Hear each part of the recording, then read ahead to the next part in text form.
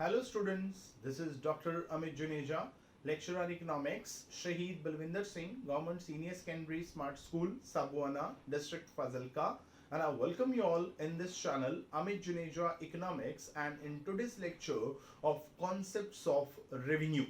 So in the last lectures, we discussed about the two major chapters of this microeconomics. One is the production and other one is the cost. So production सबसे पहले क्या होता है कि जो producer है वो क्या करता है some type of goods and services वो क्या करता है वो प्रोड्यूस करता है अब जब भी कोई भी प्रोडक्शन की जाती है इधर the production is done in the short run और it's a long run so the basic purpose of that production is to sell those output units into the market which is called the supply. So after production हमने बात की supply की जब वो production करेगा तो उसका मेजर पर्पस होगा कि वो क्या करेगा वो जो आउटपुट प्रोड्यूस हुई है उसको वो मार्केट के अंदर लेके जाके सेल करेगा so what ever unit is sold in the market is called the supply हमने बात की थी कि देयर आर टू कॉन्सेप्ट एक होता है जिसको हम कहते हैं सप्लाई और एक होता है जिसको हम कहते हैं stock Stock is the total amount of goods available with the producer or with the seller. So वो जितना उसके पास टोटल स्टॉक अवेलेबल है उसके अंदर से वो जितनी चीजें निकाल के मार्केट में भेजने के लिए रेडी होता है that is called the supply तो उसने क्या किया उसने प्रोडक्शन करने के पीछे जो उसका मेजर पर्पस था वो था भी जितनी भी उसने प्रोडक्शन की है उसको वो मार्केट में ले जाके वो सेल करे तो जितने यूनिट उसने मार्केट में लेके जाके सेल किए हम बोलेंगे कि वो क्या हो गई वो तो हो गई जी सप्लाई डन सप्लाई डन अब जब उसने प्रोडक्शन की तो उसके ऊपर उसको कॉस्ट भी बियर करनी पड़ी जब उसने सप्लाई की तो कुछ कॉस्ट ऐसी होती हैं कि जो प्रोडक्शन के टाइम पर नहीं बल्कि जब वो सप्लाई कर रहा होता है उस टाइम पे उसको बियर करनी पड़ती है like the cost of transportation बड़ी सिंपल सी बात है अगर उसकी कंपनी से कोई कमोडिटी निकलेगी और मार्केट में सेल होने के लिए आएगी तो उसके ऊपर उसको कॉस्ट ऑफ प्रोडक्शन बियर करनी पड़ेगी in terms of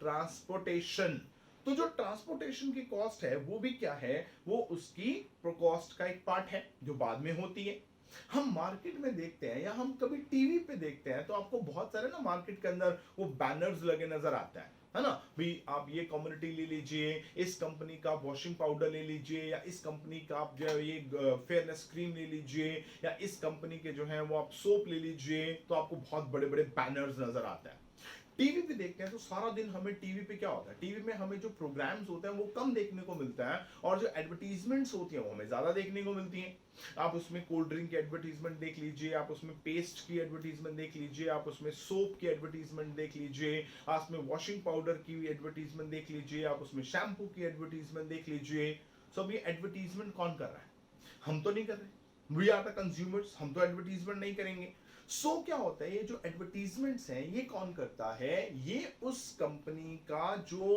marketing head है या जिसके काम है जो भी उसकी मार्केटिंग के लिए रिस्पॉन्सिबल है वो करता है अब जब टीवी पे ऐड आती है तो टीवी वाले मतलब ये तो है नहीं कि आपके ऐड फ्री में दिखा देंगे तो उसके लिए वो भी चार्ज करते हैं तो वो भी उसकी कॉस्ट का एक पार्ट बन जाता है सो अब क्या होता है कि जो टोटल कॉस्ट है टोटल कॉस्ट के अंदर सिर्फ और सिर्फ जो है वो प्रोडक्शन कॉस्ट नहीं होती ये नहीं है कि आपने एक चीज को प्रोड्यूस कर दिया तो आपका काम खत्म हो गया जो आपको कॉस्ट बियर करनी थी आपने कर ली बस बात खत्म नहीं कॉस्ट के अंदर प्रोडक्शन कॉस्ट के अलावा और बहुत सारी कॉस्ट इन्वॉल्व होती हैं जैसे दो मैंने एग्जांपल दिया आपको एक ट्रांसपोर्टेशन कॉस्ट नंबर 2 हमने बोली एडवर्टीजमेंट कॉस्ट नंबर 3 कई कंपनी ने क्या किया होता है बहुत सारे सेल्समैन रखे होते हैं है ना जो आपके घर पे आके आपको कम्युनिटीज बेचते हैं तो उनको सैलरी देनी पड़ती है जैसे एमआरस होते हैं मेडिकल रिप्रेजेंटेटिव्स तो उनको उनकी कंपनी सैलरी देती है सो दैट कि आप जाओ और हमारे प्रोडक्ट जो है उसको सेल करो अब जो सैलरी उस मेडिकल रिप्रेजेंटेटिव को दी जा रही है अब उसकी प्रोडक्शन कॉस्ट तो नहीं है ना क्योंकि उस मेडिकल रिप्रेजेंटेटिव ने क्या करना है उस कम्युनिटी को प्रोड्यूस नहीं करना उसने क्या करना है उसको सेल करना है तो अब सेल करने के लिए उसने सेल्समैन रखा इट्स लाइक अ सेल्समैन तो क्या होता है उनको सैलरी देनी पड़ती है तो वो भी कंपनी की कॉस्ट का एक पार्ट है तो जो कॉस्ट है उसके अंदर एक होती है प्रोडक्शन कॉस्ट और एक होती है आफ्टर प्रोडक्शन कॉस्ट। मतलब एक तो कमोडिटी को प्रोड्यूस करने पे कॉस्ट बियर करनी पड़ेगी, एक कमोडिटी को प्रोड्यूस करने के बाद भी बहुत सारे की कॉस्ट जो है वो प्रोड्यूस करनी पड़ती हैं। तो जैसे कमीशन देने पड़ते हैं बीच में, ठीक है, जो ट्रांसपोर्टेशन होती है, एडवर्टीजमेंट होती है, salary of salesman, sales girls होती हैं, तो बहुत सारी कॉस्ट जो है वो बियर करनी पड़ती है। ठीक हो गया? तो ये सारी जो है वो बन जाती हैं कॉस्ट। अब एक प्रोड्यूसर ने सबसे पहले क्या किया, प्रोडक्शन करके उसने कमोडिटीज मार्केट के अंदर भेजी for sale which is called supply. अब जब उसने सप्लाई की, जब उसने प्रोडक्शन की, उसको कॉस्ट पड़ी। ठीक, तो मैं क्या कर रहा हूं, मैं लिंक क्रिएट कर रहा हूं इन सारी चीजों के अंदर। पहले प्रोडक्शन होगी, फिर उसको मार्केट में सेल करने के लिए भेजा जाएगा। एक तो प्रोडक्शन की कॉस्ट पड़ेगी, एक मार्केट में उसको सेल करने की कॉस्ट पड़ेगी, तो से कॉस्ट आ जाएगी। अब एक प्रोड्यूसर का मेन पर्पस क्या है, बात सोचने वाली। एक प्रोड्यूसर जो प्रोडक्शन कर रहा है वो क्यों कर रहा है? एक प्रोड्यूसर जो है अगर मार्केट के अंदर सप्लाई कर रहा है तो क्यों कर रहा है? अगर एक प्रोड्यूसर प्रोडक्शन कर रहा है, उसके ऊपर सप्लाई कर रहा है और उसके ऊपर कॉस्ट बियर कर रहा है, तो क्यों कर रहा है? वो इसलिए कर रहा है ताकि जब उसको मार्केट के अंदर सेल किया जाए देन उसको कुछ ना कुछ इनकम हो। मेन पर्पस है ये, ताकि वो क्या कर सके, उस इनकम में से अपनी कॉस्ट जो है उसको माइनस कर दे। देखो जी, मैंने कमोडिटी सेल की, तो कमोडिटी सेल करके मान लीजिए कि मुझे 100 रुपए की इनकम हुई। ठीक, 100 रुपए की इनकम हुई, इनकम। उसमें से जो 80 रुपए थी वो थी मेरी कॉस्ट। अब उसमें कॉस्ट ऑफ प्रोडक्शन भी और पोस्ट कॉस्ट ऑफ प्रोडक्शन भी cost of production, production time पे और प्रोडक्शन के बाद जो भी कॉस्ट है सारी जो है मिक्स करके मुझे 80 रुपए की कॉस्ट पड़ी। तो मिले कितने? 100 मिला, वो मेरी क्या है, इनकम। तो 80 क्या है मेरी कॉस्ट, तो 20 क्या हो गए मेरे प्रॉफिट। तो अल्टीमेटली एक जो प्रोड्यूसर है उसका जो मेन पर्पस होता है वो होता है अपने प्रॉफिट को मैक्सिमम करना। अब प्रॉफिट किसके बराबर है? अब प्रॉफिट जो है वो इक्वल होते हैं जो भी एक प्रोड्यूसर को इनकम होती है।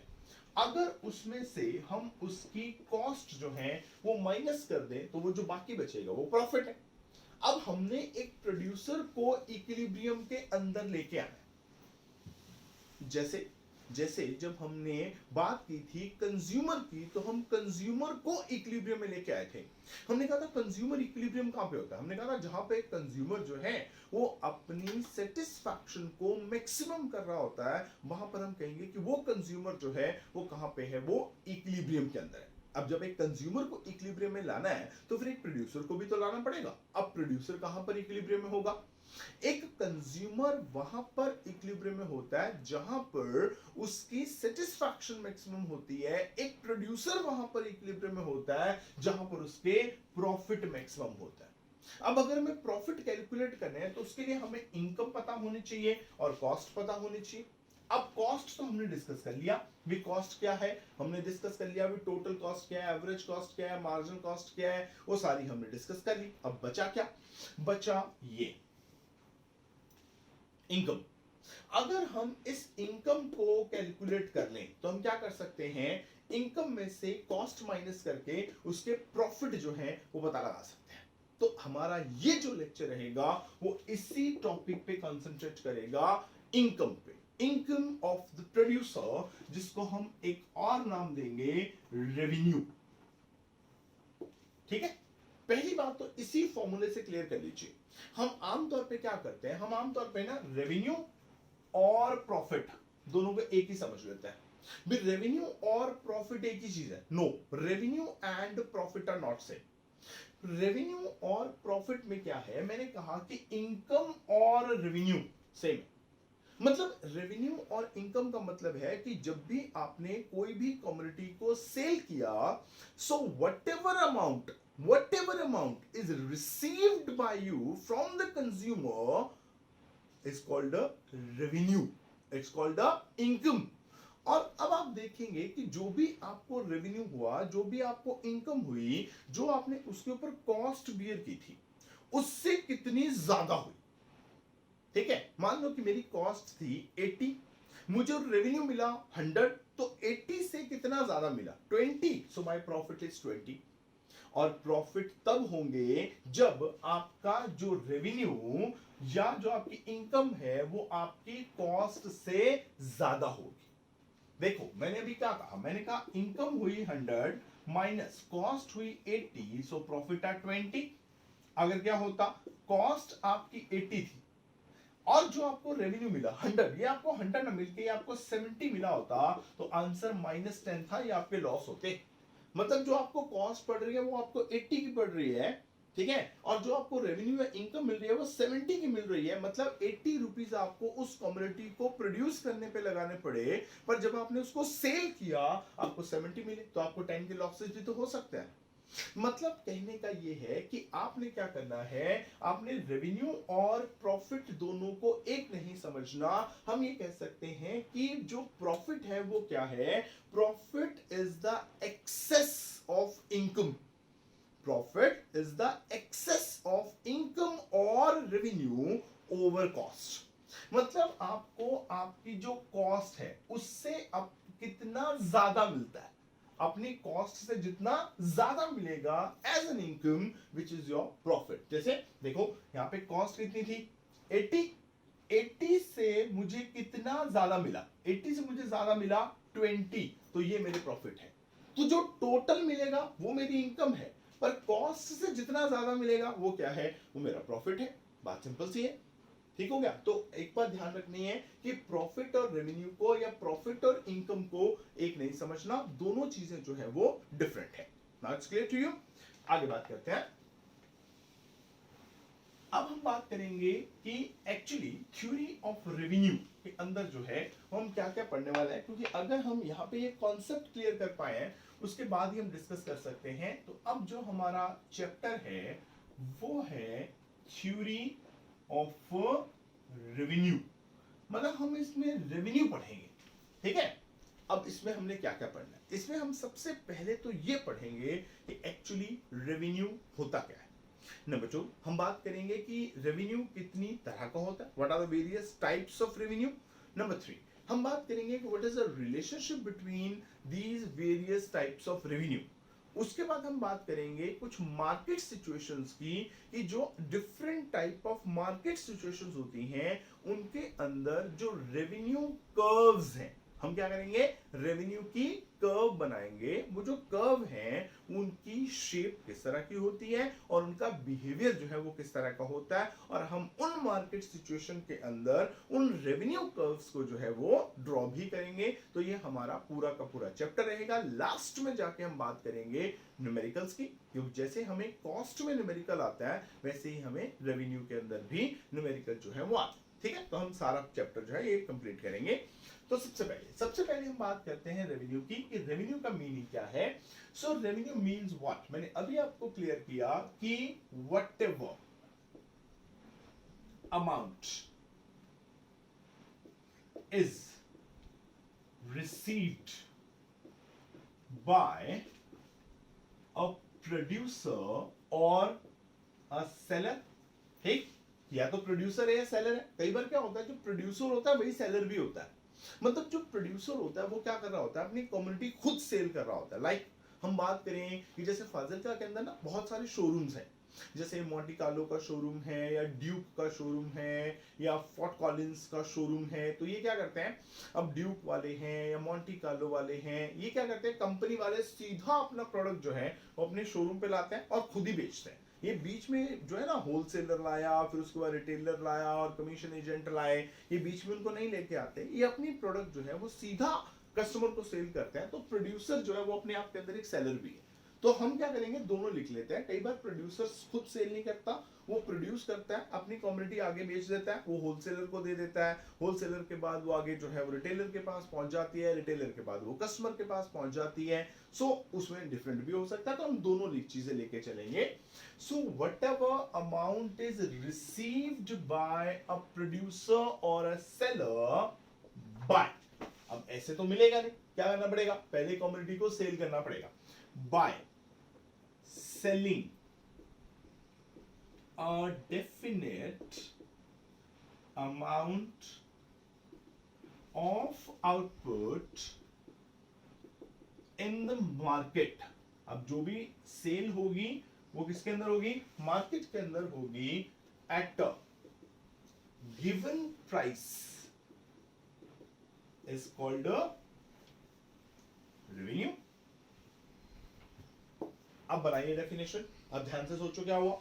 बिल्कुल सिंपल लैंग्वेज के अंदर बात करनी है, बिल्कुल जो आप नॉर्मल लाइफ के अंदर देखते हैं उसकी बात करनी है। तो क्या मैंने वही चीज लिखी है, कहता है what ever amount is received by a producer और अ सेलर।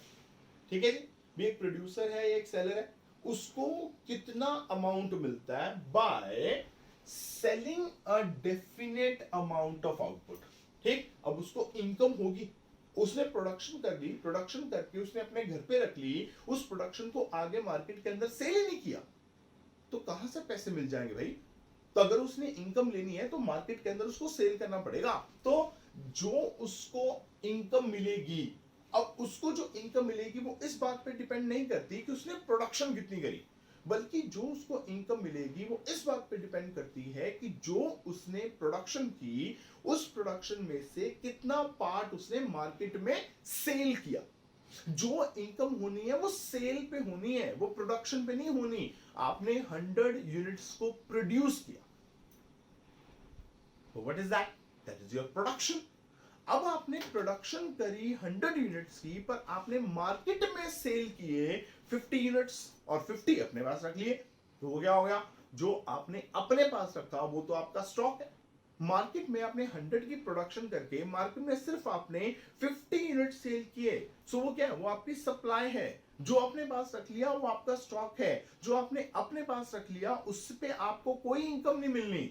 जो आप प्रोडक्शन करते हैं उस प्रोडक्शन का जितना पार्ट आप मार्केट में सेल करते हैं, जो आपको इनकम होगी उस सेल पे होगी, उस प्रोडक्शन पे नहीं होगी। सो whatever amount of output is sold, selling a definite amount of output in the market। अब जो भी आप मार्केट सेल करोगे अपनी आउटपुट का पार्ट, वो कहां पे करोगे, मार्केट में जाके करोगे। तो जब मार्केट में जाओगे तो वहां पे एक प्राइस होगा उस कमोडिटी का। भी आप मार्केट में गए, किसी की कमोडिटी 5 रुपए की हो सकती है और किसी की हो सकता है 500 रुपए की हो, तो किसी की 5000 की भी हो सकती है और किसी की 50,000 की भी हो सकती है। हर एक कम्युनिटी का जो प्राइस होता है वो अलग अलग होता है। क्यों, क्योंकि हर एक कम्युनिटी अलग अलग होती है। सो अब पूरा इसको कंप्लीट करो। वो कहता है सबसे पहले क्या होगा, भी एक प्रोड्यूसर और एक सेलर होगा। वो क्या करेंगे, अपनी एक डेफिनेट अमाउंट ऑफ आउटपुट जो है उसको डिसाइड करेंगे कि मुझे कितना अमाउंट ऑफ आउटपुट जो है वो मार्केट के अंदर सेल करना है। सबसे पहले उनको अपना आउटपुट का लेवल डिफाइन करना पड़ेगा कि मुझे कितना आउटपुट का लेवल जो है वो मार्केट में जाके सेल करना है, और ये भी देखना पड़ेगा कि जो मार्केट के अंदर जाके सेल कर रहे हैं उस पे हमें कितना प्राइस मिल रहा है।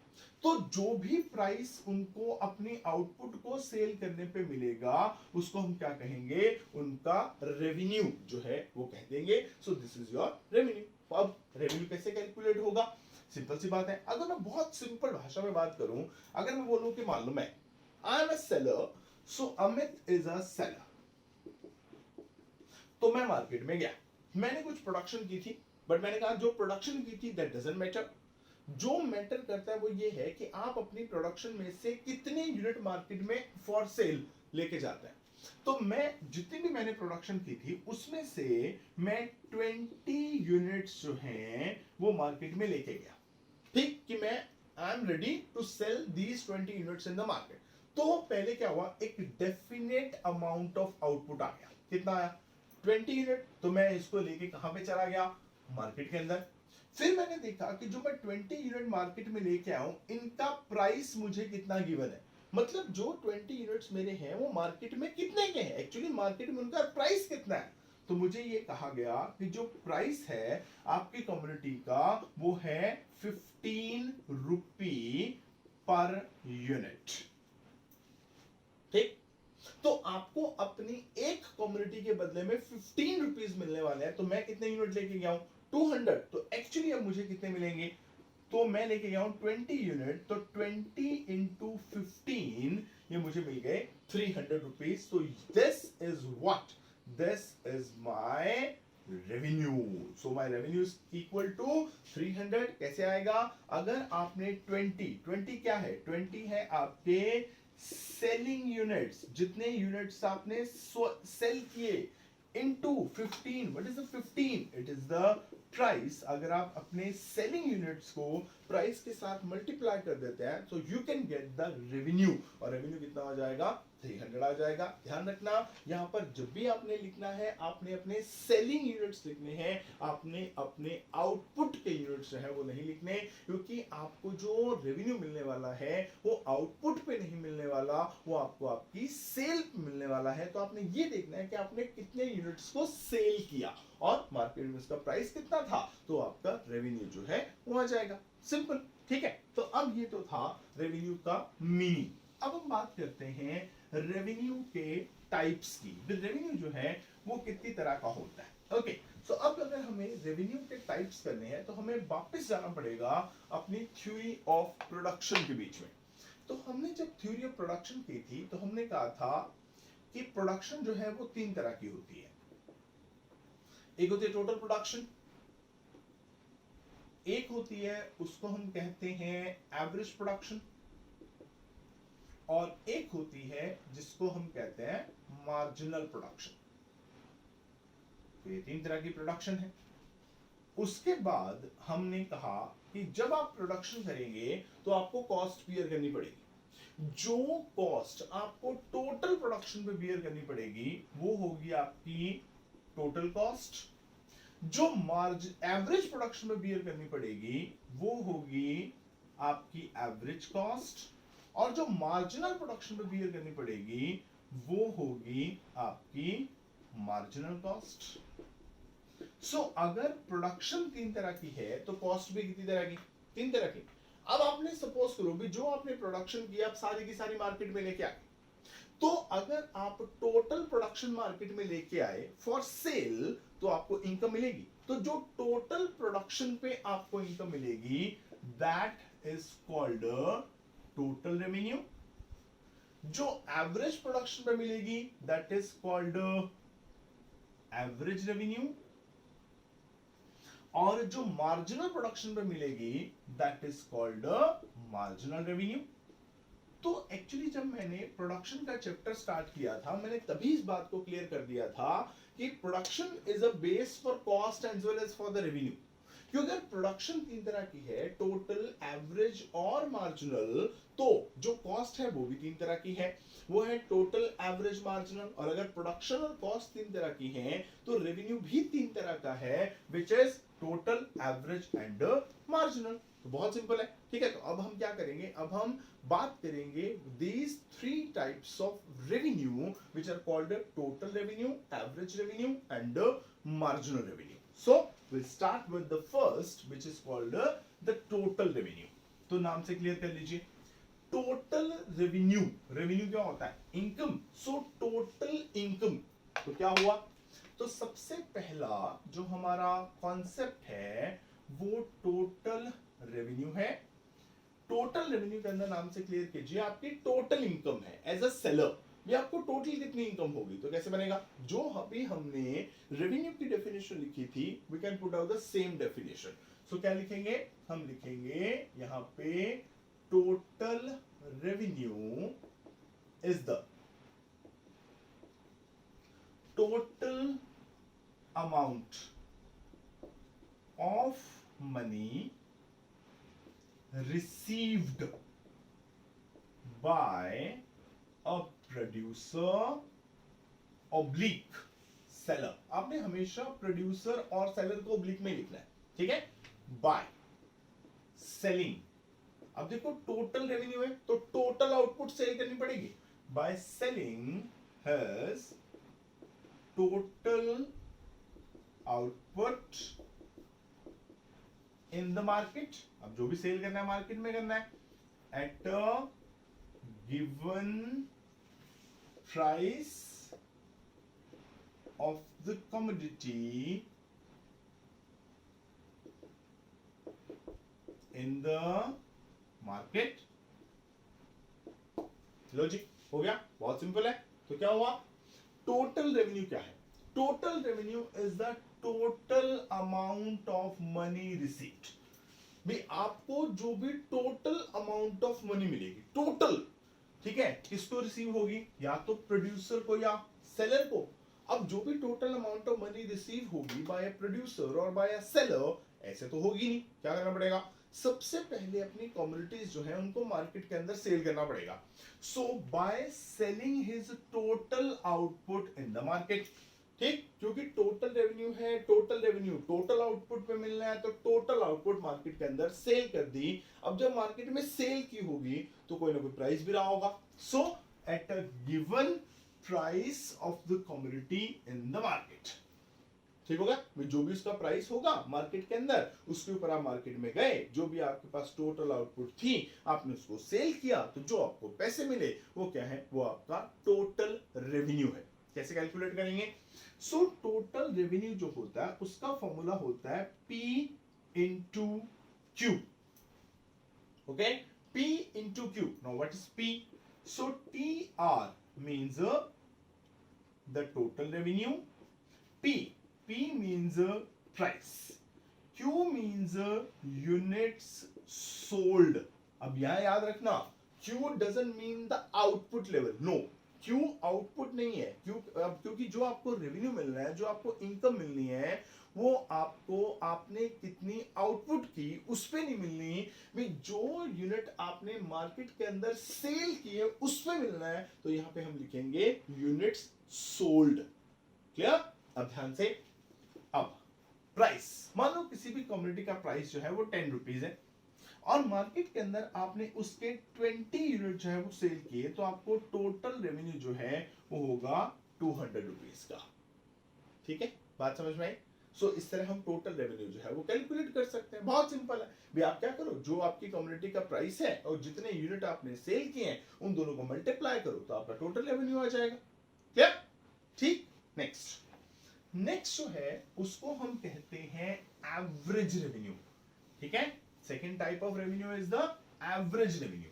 अब एवरेज का मतलब क्या होता है, हम बहुत बार बात कर चुके हैं। Average means the per unit.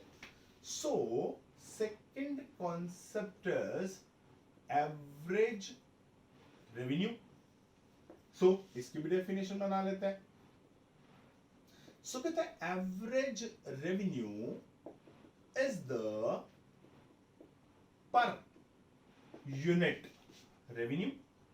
पर यूनिट रेवेन्यू, पर यूनिट, एक कम्युनिटी को बेचने पे, क्योंकि एवरेज का मतलब हमेशा एक होता है, एक कम्युनिटी बेची उस पे कितने पैसे मिले। ठीक है, पर यूनिट रेवेन्यू बाकी सेम रहेगा, रिसीव्ड बाय अ सेलर और अ प्रोड्यूसर। ठीक है, by selling it's output in the market. ठीक हो गया, जो भी उसने अपनी आउटपुट मार्केट में सेल की उस पे उसको पर यूनिट रेवेन्यू कितना रिसीव हुआ। ठीक है, जैसे हम एग्जांपल लेते हैं, सपोज करो सबसे पहले हम टोटल रेवेन्यू निकालते हैं। अब हमें पता है कि टोटल रेवेन्यू किसके बराबर है, it is price into units sold. किसी भी कमोडिटी का जो प्राइस है, let it be it is 15 rupees, तो उसने यूनिट सेल किए 20, तो टोटल कितना आया 300। 15 रुपी प्राइस था, उसने 20 यूनिट सोल्ड किए, तो 20 यूनिट सेल करने पे उसको मिले 300। वो कहता 20 यूनिट का नहीं चाहिए, वो कहता पर यूनिट रेवेन्यू चाहिए, एक यूनिट को बेचने पर कितने पैसे मिले, एक। तो कैसे करते हैं, वो छोटी क्लासेस में कराते हैं हमें, है ना। भी देखो जी 20 यूनिट सेल किए तो 300 मिला, 1 यूनिट सेल किया तो क्या करो, ये 300 पड़ा ना, ये 20 को उठा के इधर ले जाओ, तो नीचे 20 लिख दो, तो कितना आ गया 15। तो ये जो 1 मींस अ पर यूनिट रेवेन्यू। सो ये क्या हो गया, ये हो गया आपका एवरेज रेवेन्यू। तो एवरेज रेवेन्यू को कैलकुलेट करने के लिए मैंने क्या किया, मैंने ये किया कि मैंने 300 को 20 के साथ डिवाइड किया। सो पूरे बोर्ड पे आप देखिए 300 क्या है, 300 ये है, 300 क्या था मेरा total revenue. So this is my total revenue. और डिवाइड किया था मैंने 20 के साथ, तो 20 क्या है, 20 है मेरे यूनिट सोल्ड, तो ये आ गया मेरा यूनिट्स सोल्ड। तो अगर आप जो भी आपका टोटल रेवेन्यू है उसको अगर आप जितने आपने यूनिट सेल किए हैं उसके साथ अगर आप उसको डिवाइड कर देते हैं, then you can get the average revenue. So average revenue is the per unit revenue, जो आपको किसी भी कम्युनिटी का एक यूनिट सेल करने पे जो है आपको मिलता है, उसको हम एवरेज रेवेन्यू जो है वो कह देते हैं। सो एवरेज रेवेन्यू कैलकुलेट करना बहुत इजी है। सबसे पहले आपको क्या करना पड़ेगा, सबसे पहले आपको टोटल रेवेन्यू कैलकुलेट करना पड़ेगा, भी आपको टोटल कितने पैसे मिले। फिर आप क्या करेंगे, अब आप ये करेंगे कि ए आर, एवरेज रेवेन्यू को हम बोलेंगे ए आर, ए आर के लिए आप क्या करेंगे, T R divided by Q. So here AR is your average revenue, TR your total revenue, and Q are the units sold. Okay, तो अगर आप ऐसा कर देते हैं तो क्या हो जाएगा, आपका एवरेज रेवेन्यू जो है वो कैलकुलेट हो जाएगा। So this is how we can calculate the average revenue. Okay, so there is one more interesting thing about the average revenue, but that will be discussed in our next lecture. So we'll meet again in the next lecture. Till then, it's goodbye from my side. Thank you very much.